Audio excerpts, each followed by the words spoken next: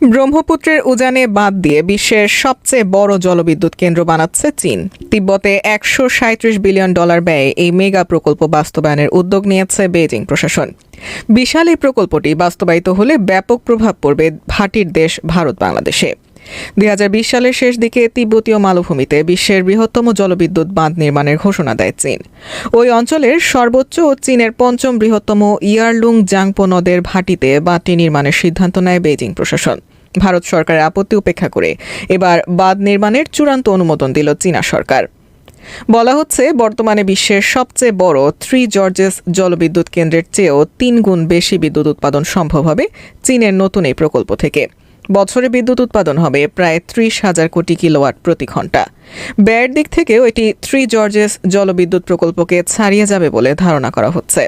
তবে তিব্বতীয় মালভূমিতে চীনের এমন উচ্চাভিলাষী প্রকল্পের কারণে ক্ষতিগ্রস্ত হতে পারে ভারত বাংলাদেশের কোটি কোটি মানুষ।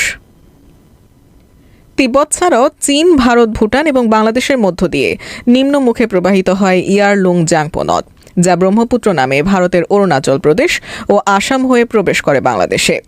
বৃহৎ এই নদীর নিম্নভাগে বাঁধ নির্মাণের সিদ্ধান্ত ঘিরে ব্যাপক উদ্বেগ তৈরি হয়েছে ভাটির দেশগুলোতে। শঙ্কা, বাঁধটির কারণে পাল্টে যেতে পারে নদের নিম্নভাগের পানি প্রবাহ এবং গতিপথ, যাতে নেতিবাচক প্রভাব পড়তে পারে ভারত ও বাংলাদেশে। ধারণা করা হচ্ছে, বাঁধটি নির্মাণের ফলে বাস্তুচ্যুত হতে পারে বহু মানুষ, এমনকি ঝুঁকিতে পড়তে পারে তিব্বতের নিম্নভাগের পানি সরবরাহ ব্যবস্থায়। এরই মধ্যে ইয়ারলুং জাংপো নদের উপরিভাগে জলবিদ্যুৎ উৎপাদন শুরু করেছে চীন। ভবিষ্যতেও নদীটি ঘিরে আরও পরিকল্পনা হাতে নেওয়ার কথা জানিয়েছে শি জিনপিং প্রশাসন।